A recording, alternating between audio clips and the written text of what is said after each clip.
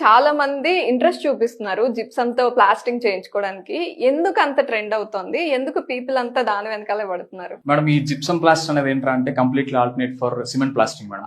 ఈ cement plastering అనేది ఏంటంటే అంటే first of all cement plaster తర్వాత మళ్ళీ దాని క్యూరింగ్, పట్టి తర్వాత మళ్ళీ పేపర్, ప్రైమర్ తర్వాత పెయింట్. ఈ ప్రాసెస్ అనేది ట్రెడిషనల్ ప్రొసీజర్ మేడం.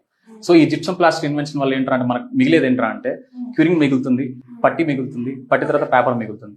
సో ఈ అయిపోయిన తర్వాత with in 7 to 10 days hard అయిపోతుంది మేడం మెటీరియల్ ఇది.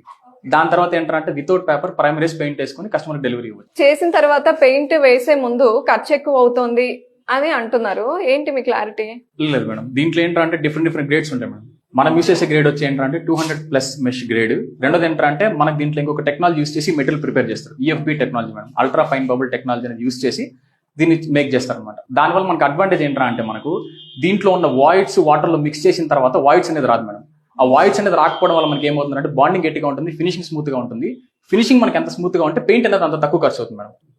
సర్ఫేస్ అనేది ఎప్పుడు కూడా మనకి ఎంత స్మూత్ గా ఉంటుందో ఆ సర్ఫేస్ మెటీరియల్ ఏంటంటే అతుక్కునే మెటీరియల్ కూడా తక్కువ ఖర్చు అవుతుంది మనకు. సో ఈ వాల్ ఏ బ్రాండ్ తో చేశారండి? ఇది నేచురోప్లాస్ట్ ఫైబర్ ప్లస్ అనే మెటీరియల్ తో చేశాం మేడం. ఎందుకు ప్రిఫర్ చేశారు దీన్ని?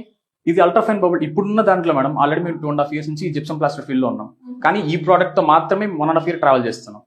సో రీజన్ ఏంట్రా అంటే ఇప్పటి వరకు మేము చేసిన మెటీరియల్ ఇది ఎక్కడ కూడా మాకు ఏంటంటే రిమార్క్స్ రాలేదు, ఎక్కడ కూడా ఏంట్రా అంటే కస్టమర్ ఫీడ్బ్యాక్ కూడా మాకు ఎక్కడ నెగిటివ్ రాలేదు మేడం.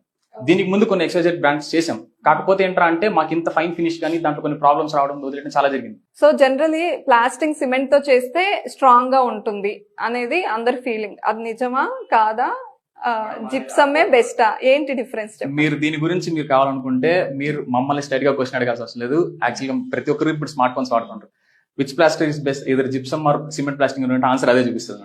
దాన్ని ఫాలో అవ్వమని చెప్పండి. ఓకే, కాన్ఫిడెంట్ గా ఉన్నారు జిప్సమే బెస్ట్ అని.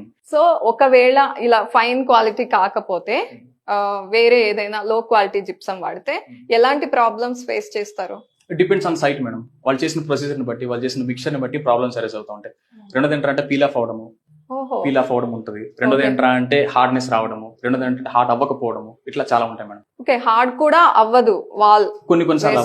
దాంట్లో ఏంటంటే మనం మిక్స్ చేసిన ప్రపోర్షన్ ఏంటంటే ఒక టైప్ లో ప్రిపేర్ చేయాలి మేడం. దానికి కూడా లేబర్స్ అనేది ఏంటంటే ఈజీగా మన పెయింటర్స్ అయితే దీన్ని వేయడానికి అయితే కుదరదు మేడం. దీనికని సపరేట్ గా టెక్నీషియన్స్ ఉంటారు. సో దాని వల్ల ఏంటంటే మీకు ఆ ఫినిష్ కూడా అంత నీట్ గా రావడానికి కారణం అదే మేడం. సో వాటర్ ప్రపోర్షన్ కూడా మిక్స్ చేసిన ప్రపోర్షన్ కావచ్చు, మనం పెట్టే ప్రొసీజర్ కావచ్చు, దాన్ని బట్టి కూడా మనకి ఇది వస్తుంది.